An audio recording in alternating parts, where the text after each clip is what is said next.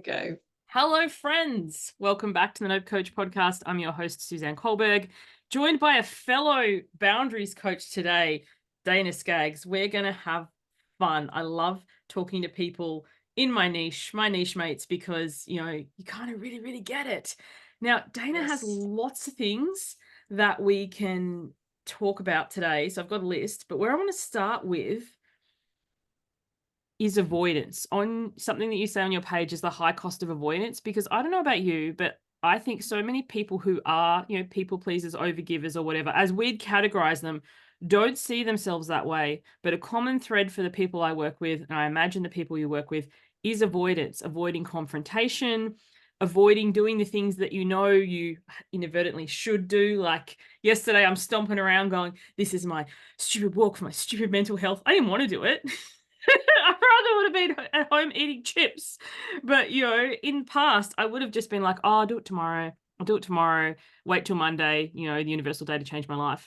So let's start this conversation with avoidance, and not to shame or blame or guilt anyone, because you don't want to listen to this going, oh, yeah, I know I should do this. Like, oh, no. Like, but what is the cost of avoidance, and why do we do it? Oh, wow. These are amazing questions. So, Suzanne, in the short term, we can use avoidance very effectively. But the problem becomes when we keep doing it on and on and on. Because if we're avoiding something in the short term, maybe we have a lot going on in our lives and we need to prioritize. And so I look at that more like compartmentalizing. We're going to take something and we're going to kind of compartmentalize it over here to the side, because there's other things I really need to focus on right now. And I don't have much time. I don't have much energy. So I'm allocating my time and my energy to the things that matter. And I'm going to push this other thing over to the side. The problem with avoidance is when it's long term, I'm when we actually just keep going to doing it and we pause you keep right there, doing because I it. think that's such a great point. Sometimes people will categorize what I'm doing as avoiding. And as you said, it's compartmentalizing it. This is a priority, but not right now. I've got an example completely unrelated to boundaries and everything. My youngest son is on the spectrum. So there was a lot of things that we need to address, speech therapy, occupational therapy, psychotherapy, like lots of things. And I remember the first psychotherapist we took him to narrowed in on the fact that he still co-slept with us. And I was like, lady, this isn't a priority for me. I don't expect my 16-year-old son to be in my bed. Like, we're going to get to this. He's 6. I don't need to do this today. And we grated, and I ended up finding someone else, because my doctor said it's very important that the psychotherapist is in a relation with the son and also with you. So you have, all this sort of stuff. But I was like, to me, that's compartmentalizing. I understand that this is going to need to be dealt with, but these other things, the fact that he can't be in a room by himself, like he needs to be with me constantly, I want to address that first, not take him back to his bed, sit next to him, because like that disrupts my sleep. And when I've got no sleep, I'm not good to be around. So I think, Right. sometimes, as you said, you could be like, this is something I need to address. Like when my mum first passed away last year, I ate a shit ton of chocolate. I knew it wasn't great and it was something I had to deal with. But that's what got me through the days for those first few weeks. It wasn't that big of a problem. Whereas past dieting me would have been like all the things. And then you're actually making that thing worse. So I think that point there, is it actually avoidance, or is it this isn't a priority right now? Like if you're, one of my friends did whereabouts in South Africa, driving through the gaming range or whatever, and their car like had a fuel thing, a leak, and they're like, oh my god, what are we going to do? Like, we can't get out. So they got chewing gum and chewed it and shoved it in. Like, this is a priority, getting our vehicle out of here. But if you're like, okay, there's a paint chip or there's a ding on the side, do we need to deal with this while we're in a gaming reserve? Yeah, not right now. Right. So I love that. Step one, like, is it actually avoidance, or is it a conscious choice that you've decided that I'm not going to deal with this right now? Like if you're creating a podcast such as this, you might be like, I want to make a podcast. There's so many steps involved. Like eventually one day I may hire an editor. It's not a priority for me right now. Priority is getting the episodes out. And if you don't like that it's not edited, I trust it's not the show for you. So I love that. Back to what you were saying. What's the next part of this? Well, the next part is if we do it long term. if we have long-term avoidance, and usually by that point, we are trying to self-medicate in some way because it's causing, by this point, when we're avoiding, this is like the elephant has become huge in the room, right? And everyone's walking all around it. Nobody has any place to sit down because the elephant's so big. We can't even see each other to have a conversation because a big elephant in the room. You start putting more and more energy into not talking about it. And it's causing more and more emotions. And it's in turn, it's causing more and more physical issues like GERD, ulcerative colitis, high blood pressure, irritable bowel syndrome, migraine headaches. And so because of this is something that needs to be addressed and we are avoiding. Then we end up with secondary issues. So you have the initial issue that we don't want to face long term. And then because we're trying to numb out all this other stuff, we end up with substance abuse issues. We're drinking too much. We sometimes resort to drugs. We will shop too much. We will work too much. We will have sex too much in terms of like using people for sex, being in relationships. We will try to use anything we can get our hands on to distract our mind from this thing over here that we don't want to face. But you have to do it. An analogy that I like to think about is imagine you're walking down a street and you've walked down the street many times, and down the street there's a house and it's haunted, it's scary. And all the kids run by it. The yard is all ratty looking, the shutters are hanging off, the windows are boarded up, the chain link fence has rust on it. And it's the place where kids dare each other to go on Halloween night, right? So this is like our house with all the stuff, and we keep rushing by.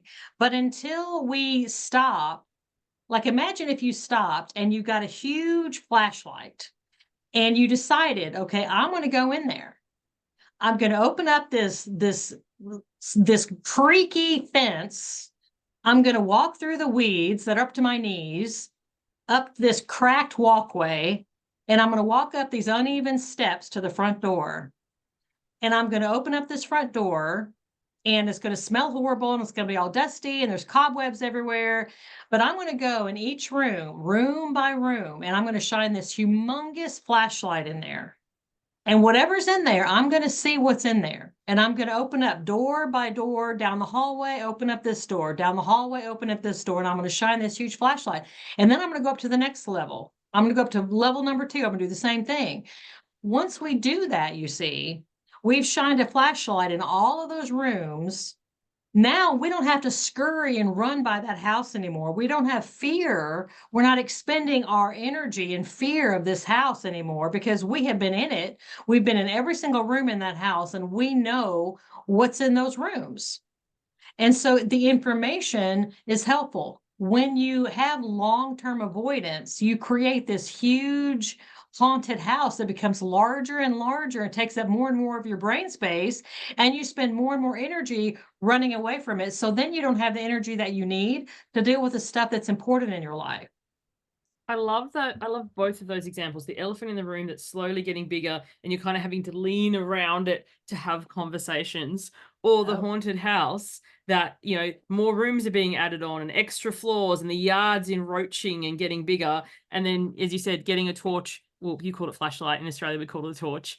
And like going onto the property. Because I think sometimes what people do is they get to a point where they just can't stand themselves anymore. Like, I just can't stand myself anymore. So then they get like a floodlight, I'm just thinking of this giant floodlight, and they march onto the property and turn it on, then scream because everything's scuttling, running, and like drop it or turn it off and run away. And it's just kind of like, as you said, if you have flashlight, a torch, and you go calmly room by room, and it's like, what am I dealing with here?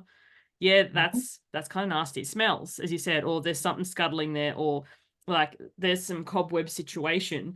But it's calm, and it's room by room, as you said, not like floodlight. I think this is why we get all or nothing. Methodical, yeah. Because sometimes it's like, I can't stand myself anymore. I need to deal with this. And then we end up this pendulum to like, well, that's just too confronting. Like, you know, I've brought in the SWAT team, because that's the other thing too. People hire people to like scream at them, like, does the support you've hired feel supportive? If you're so sick of your body that you hire a militant ex-sergeant major type personal trainer to run after you and scream, like, and then you're like, just, this isn't helping, because what does that do to your nervous system to have somebody who's like, have you done it yet? Or someone to like slap cake out of your hand. I know other people like, I just want someone to follow me around and slap the biscuits out of my hand. I was like, that'd never work. And like, why not? I'm like, because you just fire them. Like, people think if I had enough money, I could just hire this militant personal trainer and I could hire this personal chef and it's like, no. It's all external. Because Yeah. research indicates external, what we're talking about is external locus of control, where you see your control center.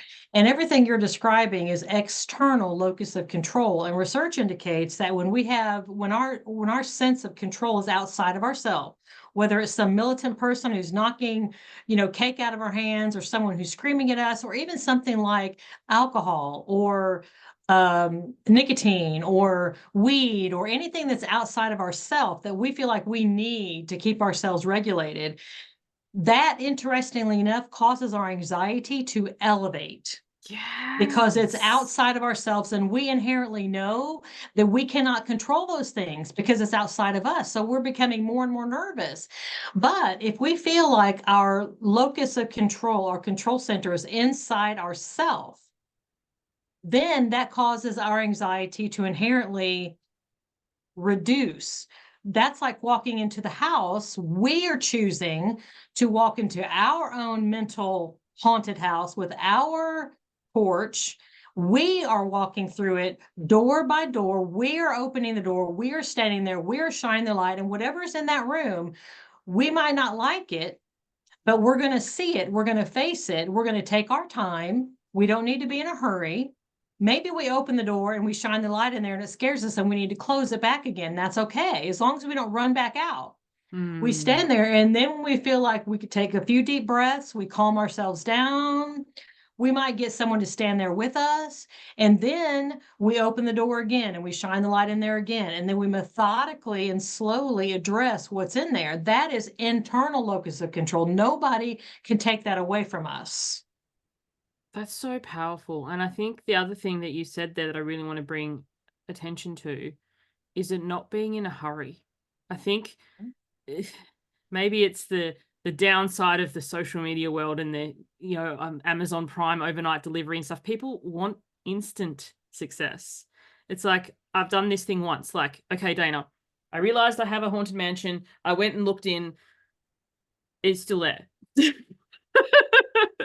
It's like, it's not suddenly, I'm not going to mow it down with a wrecking ball. And as you said, it's an inner thing. It's not hiring or outsourcing or requiring that external person to do it for you. Because I think, and correct me if I'm wrong here, but when people turn to food, alcohol, sex, gambling, something in excess, like some of these things we do because we enjoy them, but when we're using them to avoid, it's almost the same as using them to help, because it's also an external thing. Like, as in, like, I don't want to look in this house, so I'm going to go drink a bunch of booze. Or I don't want to look in this house, so I'm going to hire someone to bash booze out of my hand so I don't touch it.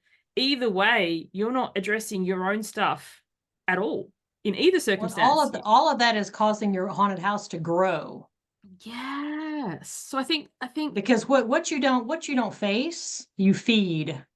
Yes. And I think that's something that people don't realize. You think you're helping, but you're actually adding to it because you're still not facing it. It's kind of like if you're trying to grow,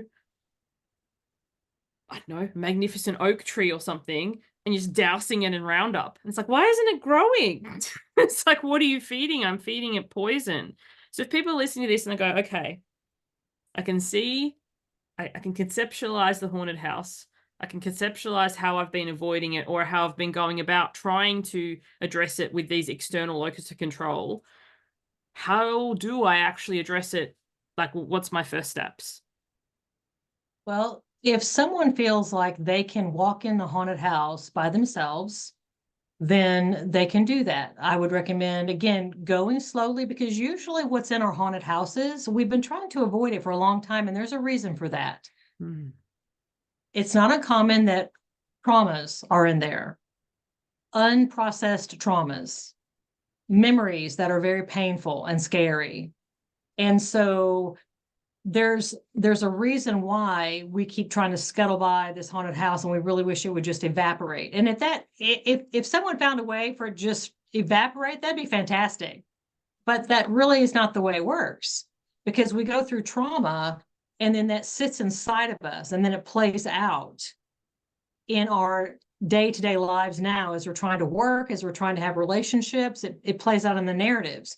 So sometimes some individuals can just take their time, they get their torch, they go slowly into the house, and they methodically go through it. They feel, you have to face it, you have to feel it, you process it, and then you can free it. But some people need help depending on the level of what's in that house. And that is absolutely acceptable, because sometimes we need, okay, we can do this, but we need a friend. Maybe it's a friend, maybe it's a psychotherapist, maybe it's a coach, maybe it's a mentor, right?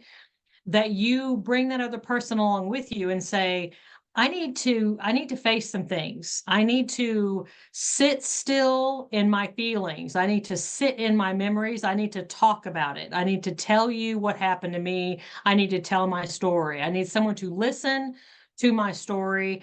I need a safe space where I can feel my feelings about what happened to me.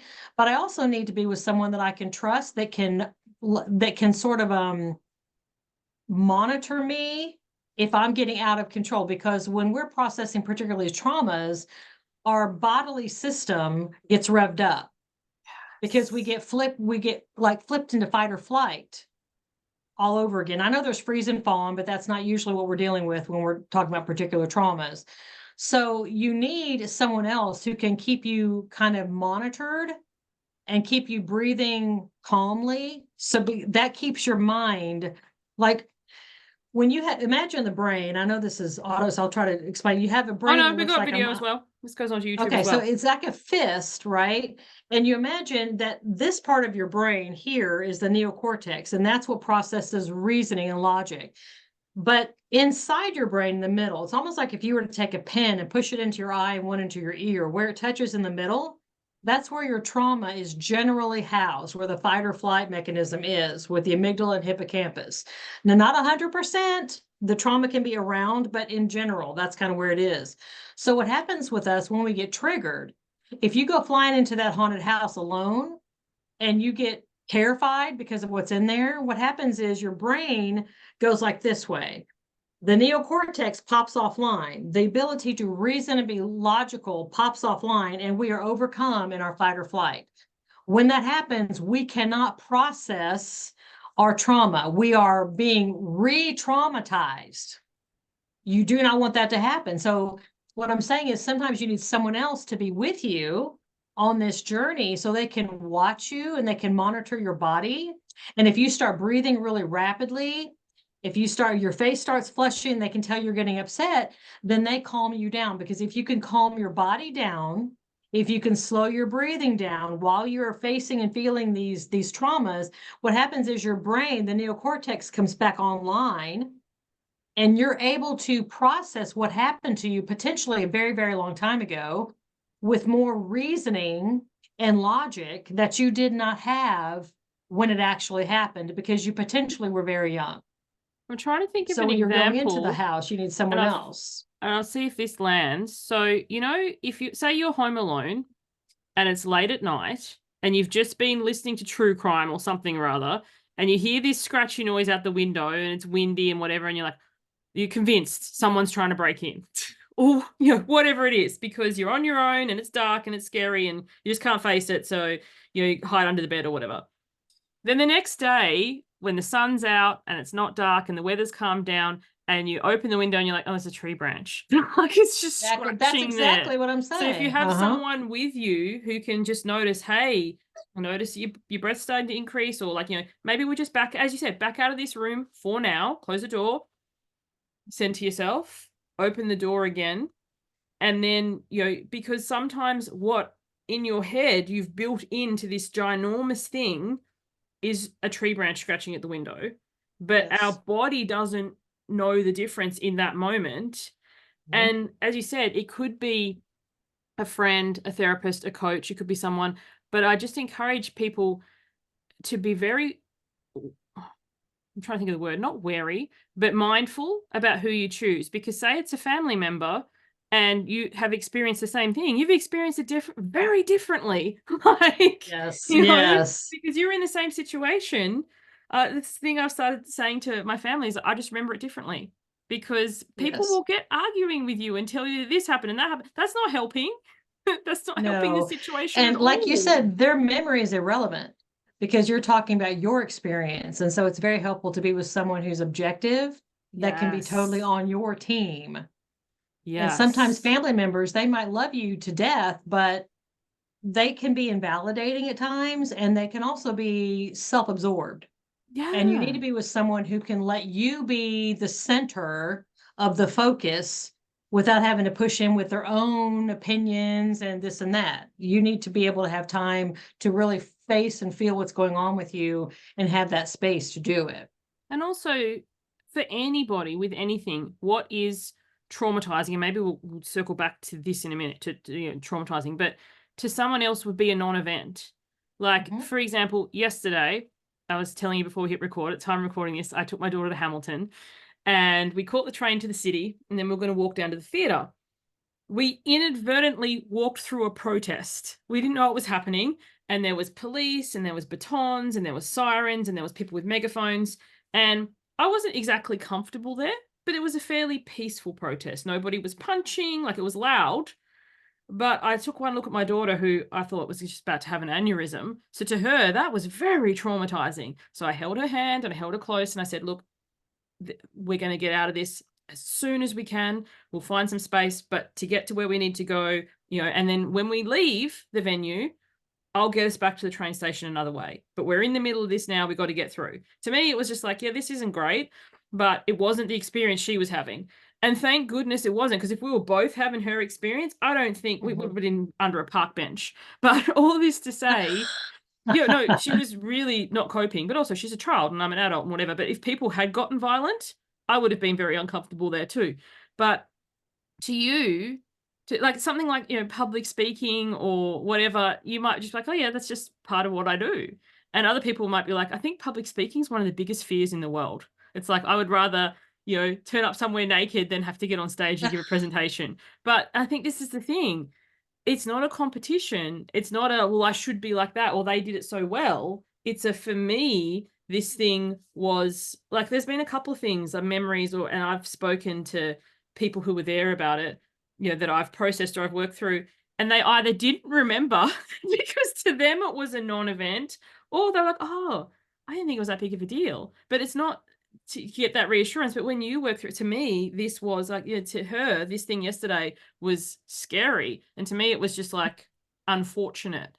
And I think Right. that circling is back, because when people hear trauma, and I know this was the case for me, I used to think trauma is in, did somebody hit me with a car? Did somebody domestic violence? Like, did somebody burn me with a cigarette butt? Like, they think big. They think, but like, what do you mean by trauma for people who are listening? Well, I'm glad you brought that up because you hear typically the big T versus little t traumas. And let me give you an example. Like, for example, some people would be traumatized and have verbalized this. Like back in the day, a long time ago in gym class, they would pick team captains.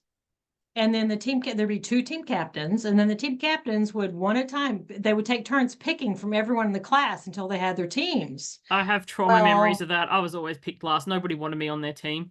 that's what I'm getting ready to say. To be the last person sitting there and everyone is staring, both teams have as many, and you keep going back and forth, and you as you're sitting there waiting to be picked, and you notice the class around you is getting smaller and smaller and smaller, and you're thinking, oh, please don't let me be the last one. And everyone is watching what's going on, right? That can be a significant trauma to someone. And that can stick in their mind and they can kind of draw some conclusions that carry forward in their life, like, I'm not good enough. Nobody People wants don't me. care about me. Nobody wants me, Yes. right? And then that if they don't feel that and process that, you see, if they don't open that door in the haunted house and deal with that, then that creates a narrative in their mind that can impact their relationships moving forward as adults. And I think it's such a good point because to someone else, they wouldn't give two shits. Like to No. me, that was such a big deal. My husband was like, "Well, I was on Sporty. Of course, they're not going to pick me." He didn't care. So, and Right. I think that's the thing. And then the other one that is a thing for me. So, jury duty. You know, when you get called up for that. So I lived in a Yes. small town. I got summoned like 7 times in a row for this jury duty, and because we had such a small populace to draw from, and it's you have to take time off work, and I appealed, and anyway you can never get out. So I had to go. The couple of times my juror number was drawn, like on more than one occasion, so I'm walking up to the podium, whatever. Both the what do you call it? The objection and the prosecution and the defense would both go objection, and then they'd have to argue about who took it.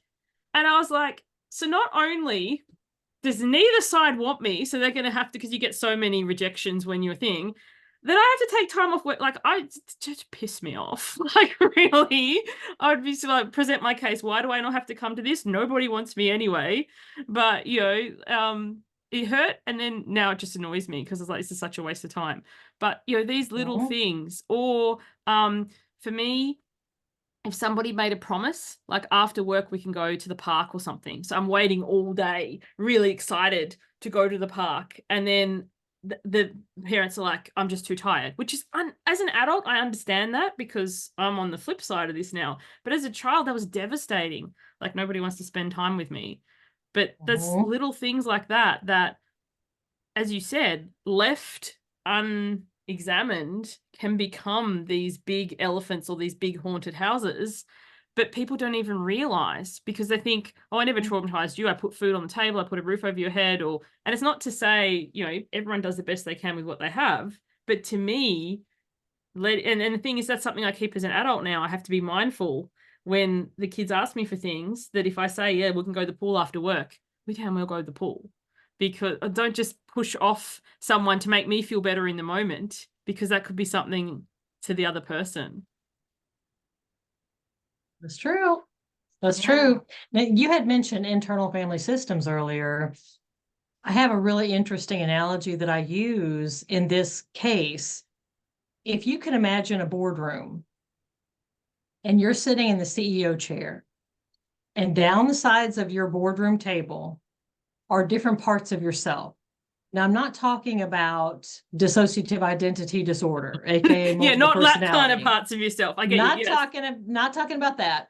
But let's say you have a part of yourself, the one that wasn't picked on that team, the part of yourself that was wounded and hurt. And what happens is she's in that boardroom with you, right? She's in there, she's hurt. Now, those parts of ourselves, those traumatized parts, are encapsulated in their own time bubble. They don't understand anything else other than what they experienced in their time bubble. Now, in a healthy situation, you would be in the CEO chair and you would be managing the boardroom. But what happens when we have these haunted house rooms that haven't been dealt with, we have wounded parts of ourselves, younger parts that are in that boardroom with us. They're lining the table. Something happens that triggers us that it feels like it did when we weren't being picked, like the example that you gave just a moment ago. What happens is that younger self rushes to the front, shoves you out of the CEO chair, and takes over the boardroom. When we get triggered, that's actually what's happening. That younger, wounded part of ourself that never got healed, never got addressed, takes over. And that is the younger part of ourself is the one that's speaking, is the one that's making decisions, is the one that's feeling. And you kind of know what this is like if you've ever dealt with someone before. And usually it happens like at work or it can happen anywhere where you're talking to someone who looks like a grown ass adult, but they are acting like a 4-year-old. Okay. And you're Yes. thinking, what the fuck? What is going on here? Right. Well, that many times is what's happening. Something has triggered that person, and their younger self is actually the one that's in the CEO chair in charge of their action at that moment. And so that's it. That's another reason why it's important to be able to access those younger versions of ourselves and notice who they are and heal them. They'll still be in the boardroom, but they're not going to be a danger to coming up and shoving us out of the Yeah, they're CEO not chair, taking the taking mic. over. Yeah, they're not taking the mic. Yeah. And I think that's such a great analogy, such a great example. I can think so many people that I know that, are usually calm, respectful, whatever, and then something happens and they're suddenly unhinged. And and I can see this myself too. It's like you fly off the handle, and normally you'd be like, that wouldn't have bothered me. But yeah, little you's just been like, this is my moment. I'm not putting up with this anymore. That's it. It's not going to happen again. I'm going to make, and so that's what happens. And it can be about the littlest thing. And I think sometimes too, people you feel safer with, you're more likely to wig out on than people, and I can see this with my kids, like at school, especially my son on the spectrum, might not feel safe with the teacher to say that he's uncomfortable or he doesn't understand or whatever. And then I pick him up from school and he's smiling at the gate. And the second we get in the car, he's having the biggest meltdown. Why? Because he feels safe with me, that he didn't feel safe there. So he's been holding all day that, when we get into the car, and it used to really irritate me until I understood it better. I was like, he doesn't feel that he can communicate this or even have words to articulate it in a place that he's feeling stressed. Like if you're right outside your haunted mansion, it's like, I'm just going to be quiet until I get far enough away from it. And I think, yes, there can be times that, we do this with ourselves or with others where you're like, what's normally a rational person suddenly just. So the other thing that you had when I was reading like your profile that I thought was a great question. So if anyone listening, Dana had a profile. I love people who have like suggested questions, and it's not really relevant, so I'm going to take a total tangent. Usually I can take us there, but I just wanted to ask it. Is, will my intrusive thoughts bully me forever? And I think the way I'm going to get there is sometimes you think, oh, not this again, or this keeps happening to me, or just ridiculous things like, is there a murderer outside my window, when actually it's just a scratchy branch. So it depends on what the intrusive thought is. Let's give an example of,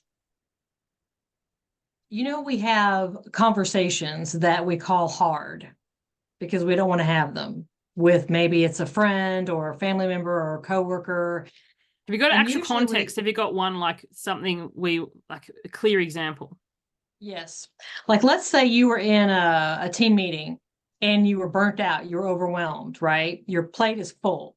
And then the boss comes in the team meeting and dumps 16 more things on your plate. Yes. And you're like, oh my God, you're like overcome with all of this emotion. You're so upset. You're already burnt out. You're like 2 seconds from quitting, but you're like, you don't feel comfortable saying anything to your boss, right? Yes. Now, usually in these situations, that's what we call a hard conversation, because we think if we say anything to our boss, let's say it's a guy, he's going to like yell and scream and say all kinds of awful things, fire us. He's going to criticize us. It's going to be very unpleasant.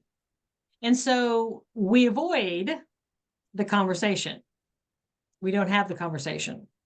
And so what happens is, let's say you leave work that day and you're on your way home. You don't want to say anything about it.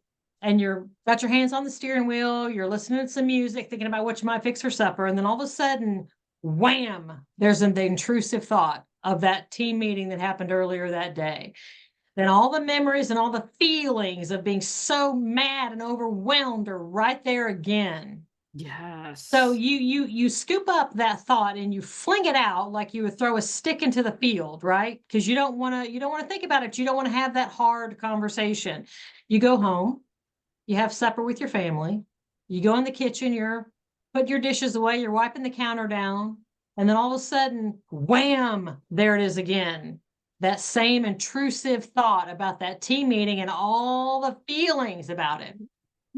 What I call it, and you might interested being from Australia, I call this a boomerang issue. Because keeps coming back. it keeps coming back. We try to fling it out because we don't want to think about it. We don't want to have the conversation with our boss, and we try to fling it out, but it keeps coming back. When we have a boomerang issue, what happens is if we don't address it, we get caught in a trap. One wall of the trap is this issue that we don't know what to do about it. We have all these feelings about it. We don't know what to do about it. We're scared to have the conversation. The other wall of the trap is the issue is not going away, right?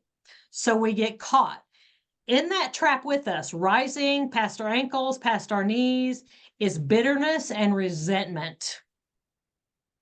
Yeah. So we're caught with this issue that we don't know what to do about. It won't go away. Our bitterness and our resentment is rising and rising.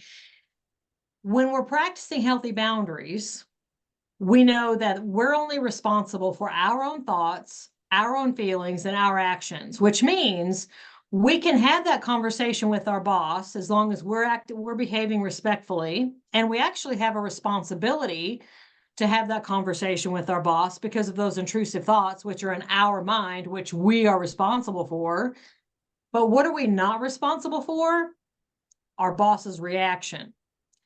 However our boss responds, if he gets mad, if he yells, if he cusses, if he carries on, if he criticizes, whatever he wants to say, that's not ours to control. But we live in our head, and we cannot handle all that bitterness and resentment for very long. And so we can end those intrusive thoughts when we learn to practice healthy boundaries, because then we can have the conversation.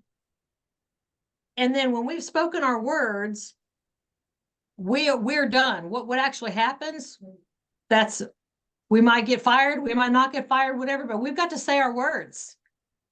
Otherwise, that intrusive thought is still going to keep happening and happening and happening. So that gives you one example.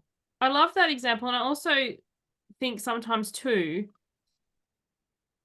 we'll use that same example with the workplace, and you don't speak up and wham, it's coming. You could be at home, like going to prepare dinner, and then say the kids haven't wiped down the bench and that's their chore or whatever. Next thing, you're totally blowing up, like losing your mind at your family or your partner or whatever about a trivial thing that's really not that big of a deal, because that's a way to diffuse some of that pent upness that you couldn't do elsewhere. So I think sometimes we segue that feeling, whereas if we'd actually been able to speak up in the situation, then we wouldn't have this pent up part. So I think that's part of it. And I love the thing, bringing it back to the locus of control. We can't control the outcome. We can't control their reaction. We can't control any of these sorts of things. We can control ourselves.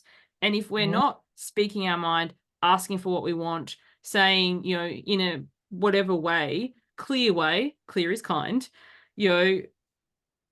these things, this is too much, it's, whatever, just taking it and okay. As you said, that's that resentment. I can just feel it when you gave that example, such a visceral one. Things in the past where we've just been like, sure, through clenched teeth. And it's like, this is not a smile, this is a grimace. Yes, because people say, oh, it's okay, but it's not okay. Yeah. They haven't let it go. They're holding on to it. Yes. And that's causing problems. So if somebody can legitimately let it go, fine. But if you can't let it go, you need to do something about it. Otherwise, you're going to end up with this trap of bitterness and resentment. And back to your boardroom example, sometimes you can be on the receiving end of somebody losing it about something so trivial because it's not actually about this current situation, but because something that you've said has triggered a previous experience of them, and that person's run and grabbed the mic. And I think sometimes we can be so confused. Like somebody lost something at me recently, and I was just like, I'm lost. I am confused. I remain calm. I was like, I'm not seeing A plus B does not lead to C here. Like, whatever. And then I'm still lost about this situation. I hadn't thought about it till just now, and this was like a couple of weeks ago, because in terms of, locus control, this wasn't mine. It wasn't mine to carry, and it's still not. And if they ever come back to me and circle back and we have, but I think sometimes then you're not carrying everyone else's emotional baggage as well. That's absolutely it, because somebody can lose their shit on you, right? But you recognize that's not pleasant, but that's not your behavior. Yeah. Now, that's a boundary stance, is that you own your thoughts, feelings, and actions, but what someone else is doing, that's not yours to own. Now, again, not that it's pleasant when someone's losing it on you, but you don't have to own that. You don't have to make it about you, because it's not. Even if they're Yes. talking to you, even if they're talking about you, if they have lost control over their emotions and their behavior and they're screaming and hollering and cussing and carrying on, it's not about you. That is Yes. about them. And so when we know that, we can let that go. We can stand there and just watch them like like you'd watch a kind of a bug under a microscope. It's like, hmm, okay, that's interesting, because it's not about you.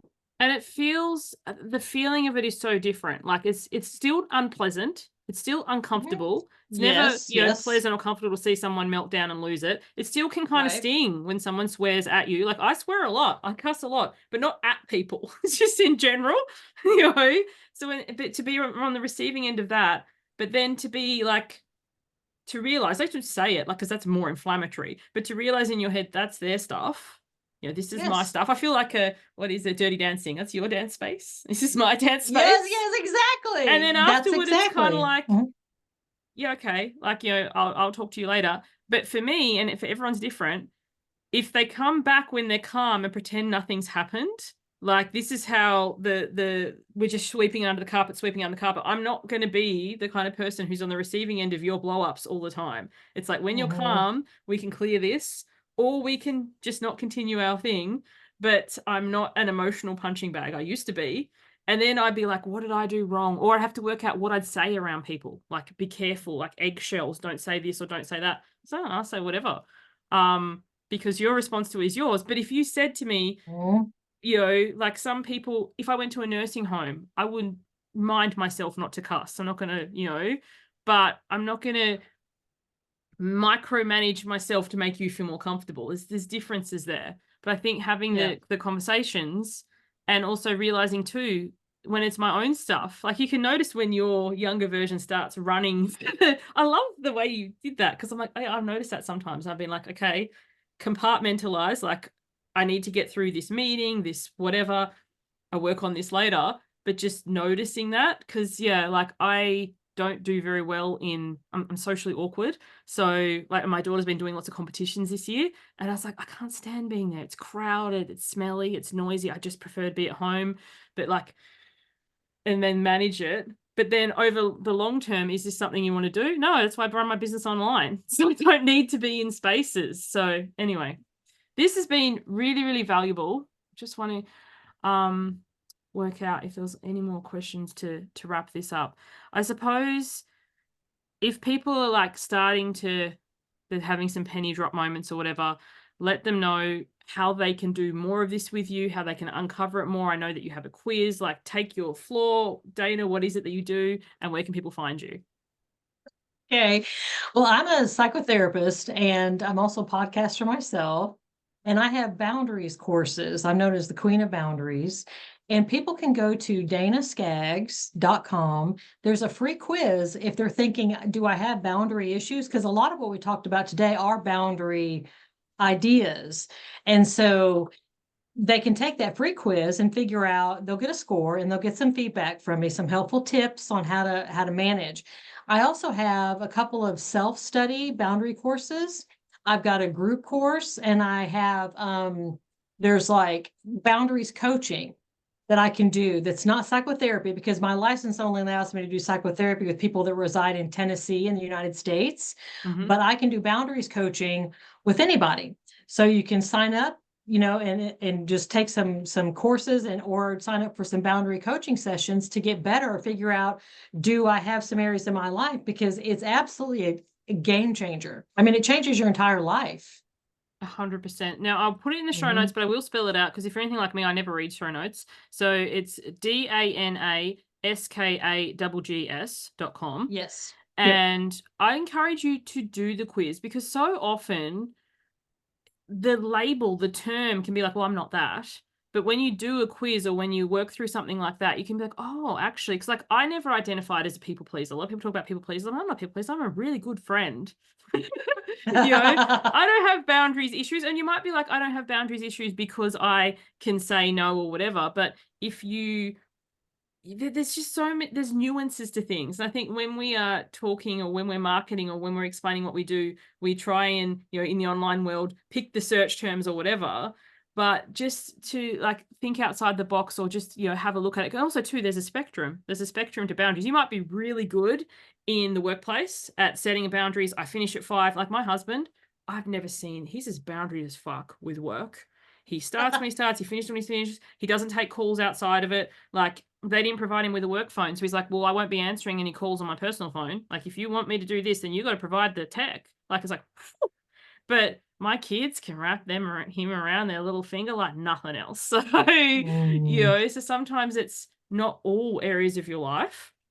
And some people are the opposite. They've got no boundaries at work and at home, they're like militant. But I love that. I love that. And what's the name of your podcast so people can check it out? Phoenix and Flame. Ooh, I do. And like the that name. tagline is pushing through and transforming even when you feel like a pile of ash. Oh, I've got to check that out. Phoenix and Flame. I love it so much. So thank you so much for joining me, Dana. Lots to think about. I'd encourage everyone, listen through this one again, because I'm sure you'll get more on the re-listen. But the biggest thing for me was the haunted house or the elephant that you kind of gets bigger and bigger and bigger. And I know because I teach this, but it takes time. And I think in this current world of instant success, Amazon same day or next day delivery, we're like, okay. And also just because you understand it, understanding something isn't doing something. Like you can be like, I can grasp the fact that I have a haunted house, but that doesn't mean that I've got my flashlight, torch, and I'm going room to room. So I think it's going to take time, getting yourself some support that feels supportive. And yeah, it's on a process and it's a spectrum. Yep. Thank you so much for joining me, Dana. Thank you everyone for tuning in. I'll catch you on the next one. Bye for now.